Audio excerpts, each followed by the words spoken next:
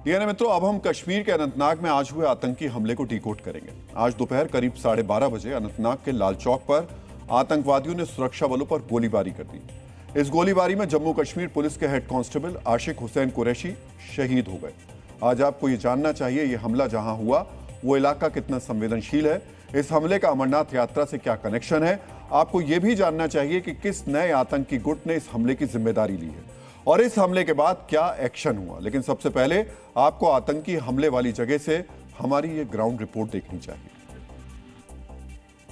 ये जो लेन है जहां पर आप सुरक्षा बल भी देख रहे हैं इस वक्त, यहां से ही पुलिस कॉप जो है बाहर निकल रहा था और बिल्कुल इस स्पॉट पर जो बाहर खड़ा जो टेररिस्ट था वो था और उसने उस पर फायर किया और फिर वो पुलिस कॉप जो है बिल्कुल इस यहाँ पर इस दुकान के पास गिर पड़ा। और यहाँ पर आप देख सकते हैं, यहाँ पर मैं आपको बताना चाहता हूँ, यहाँ पर ये जो है ये भी गिरा हुआ है और यहाँ पर आप देखिए कैसे ये सारा फायर हुआ है और यहाँ पर वो गिर गया है और यहाँ पर पिस्टल के फायर भी हैं जो देखने को मिल रहे हैं। ये ना मित्रों, इस हमले का अमरनाथ यात्रा से भी कनेक्शन है। वैसे तो खराब मौसम की वजह से अमरनाथ यात्रा फिलहाल रोक दी गई है, लेकिन जहां आतंकी हमला हुआ वो अमरनाथ यात्रा के रूट में आता है। जम्मू कश्मीर पुलिस के जो जवान शहीद हुए वो अमरनाथ यात्रा ड्यूटी में ही तैनात थे। बताया जा रहा है कि इस हमले में 1 से ज्यादा आतंकवादी शामिल थे जो हमले के बाद पास के जंगलों में फरार हो गए। सुरक्षा बल उन जो हमलावर है, जो आतंकी है, उनको खंगालने की पूरी कोशिश में लगे हुए हैं और जवान आप देख सकते हैं हथियारों से लैस आइडेंटिटी कार्ड्स चेक कर रहे हैं। लोगों के आवाजाही पे नज़र रखी जा रही है क्योंकि यही वो बाज़ार है जहां पर आतंकियों ने भीड़ का फ़ायदा उठाकर जो है एक एसओजी के जवान पे हमला किया था और उसको शहीद कर दिया। और उसके बाद से लगातार चारों तरफ से घेराबंदी कर ली गई और जो है तलाशी अभियान चलाया जा रहा है।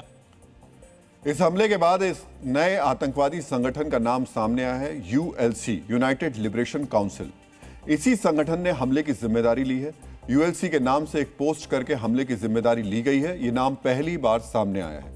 सुरक्षा एजेंसियों का मानना है कि यूएलसी भी टीआरएफ की तरह ही लश्कर ए तैयबा का एक प्रॉक्सी संगठन है। इस आतंकी हमले में आतंकवादियों को स्थानीय मदद का शक भी जताया जा रहा है। जिस जगह यह हमला हुआ वो घनी आबादी वाला इलाका है। अमरनाथ यात्रा की वजह से सुरक्षा बलों की भारी तैनाती है। ऐसे में सवाल उठ रहा है कि आतंकवादी हथियार लेकर यहां तक पहुंचे कैसे। आतंकवादियों के मददगारों पर शिकंजा कसने के लिए पूरे कश्मीर में 2000 से ज्यादा ओजीडब्ल्यू यानी ओवरग्राउंड वर्कर्स को हिरासत में लिया गया है। ओवरग्राउंड वर्कर वो लोग होते हैं जो सरहद के इस पार रहकर आतंकवादियों की मदद करते हैं। पहलगाम हमले के बाद से ही जम्मू कश्मीर में ओजीडब्ल्यू पर सुरक्षा बलों की सख्ती काफी ज्यादा बढ़ गई है। पहलगाम हमले से लेकर अब तक 2800 से ज्यादा ओजीडब्ल्यू सुरक्षा बलों के रडार पर है। 150 से ज्यादा को गिरफ्तार किया गया है। डीएनए मित्रों, जितना जरूरी एक एक आतंकवादी को खत्म करना है, उतना ही जरूरी है उनके मददगारों के नेटवर्क को खत्म करना, क्योंकि आम लोगों के बीच छिपे मददगारों की वजह से ही आतंकवादियों को शह मिलती है। जम्मू कश्मीर पुलिस और सुरक्षा बल घाटी में लगातार आतंकवादियों को पनाह देने वाले नेक्सस को खत्म करने का ऑपरेशन चला रहे हैं और इसी सिलसिले में एक बड़ी सफलता मिली है। किश्तवाड़ के छतरू इलाके में एक स्थानीय मस्जिद के इमाम को गिरफ्तार किया गया। यह इमाम सालों से आतंकवादियों को मदद मुहैया करवा रहा था। इमाम के भेष में छिपे आतंकवादियों के इस मददगार का नाम है मोहम्मद रफीक नाइक। जांच में पता चला कि नाइक आतंकी संगठन जैश ए मोहम्मद के लिए ग्राउंड हैंडलर की भूमिका निभा रहा था। रफीक नाइक के पकड़े जाने की पूरी कहानी और टाइमलाइन आपको जाननी चाहिए। 23 फरवरी को किश्तवाड़ के ही छन्नू इलाके में सुरक्षा बलों ने जैश ए मोहम्मद के कमांडर सैफुल्ला और उसके 6 साथियों को ऑपरेशन त्राशी के तहत मार गिराया।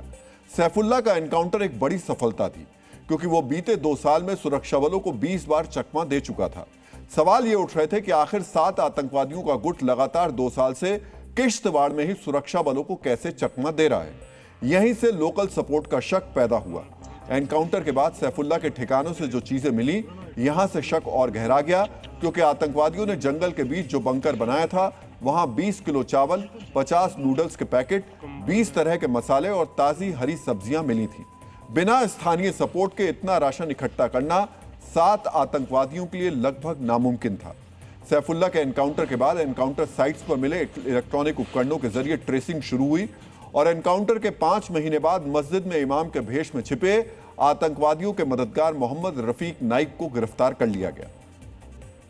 मोहम्मद रफीक के नाम का ये शख्स एक्स इमाम था और यहां सिंहपुरा के एक इलाके में रहने वाला था। मैं आपको ये भी बताता चलूं कि ये इलाका जो पीछे आप देख रहे हैं, ये वही इलाका है जहां लगातार मुठभेड़ें हुई और सैफुल्लाह ग्रुप को निस्तो नाबूद करने में हमारी सिक्योरिटी फोर्सेस कामयाब रही। और उसके बाद से ये पता लगाने की कोशिश की जा रही थी कि इन्हें आखिर यहां लॉजिस्टिक प्रोवाइड कौन कर रहा है, इनकी मदद कौन कर रहा है। और अब सामने ये आ रहा है कि लगातार इनको लॉजिस्टिक प्रोवाइड करने के लिए यहाँ के जो लोकल्स थे वो इन्वॉल्व थे, जिनमें से 2 को पहले अरेस्ट किया गया था और अब मोहम्मद रफीक नाइक को भी, जो एक्स इमाम है, उनको भी इसमें अरेस्ट किया गया है और फर्दर इन्वेस्टिगेशन अभी भी इस केस में चल रही है। आज आपको यह भी समझना चाहिए कि जितने खतरनाक हथियारबंद आतंकवादी हैं, उससे कहीं ज्यादा खतरनाक आतंकी बिना हथियार उठाए उनके मददगार हैं। इमाम बनकर घूम रहे नाइक से पहले मशकूर अहमद नाम के एक शिक्षक को भी इसी आरोप में गिरफ्तार किया गया था। दोनों के दोनों अपने क्षेत्र में इज्जतदार पेशे में थे, इलाके में इनका प्रभाव था और इसी प्रभाव का इस्तेमाल कर ये युवाओं का ब्रेन वॉश करने में लगे थे। डीएनए मित्रों, सुरक्षा बलों के एक्शन के बाद से सरहद पार से आने वाले आतंकवादियों की संख्या कम हो गई है। ऐसे में आतंकी संगठनों ने अपने ओवरग्राउंड वर्कर्स को कश्मीरी युवाओं का ब्रेन वॉश करने का टास्क दिया है। यही वजह है कि एक हार्डकोर ओजीडब्ल्यू की तुलना बिना हथियार वाले आतंकवादी से की जाती है। इसीलिए घाटी से आतंकवादियों के साथ साथ आतंकियों के मददगारों के पूरे नेक्सस को भी खत्म करने की जरूरत है।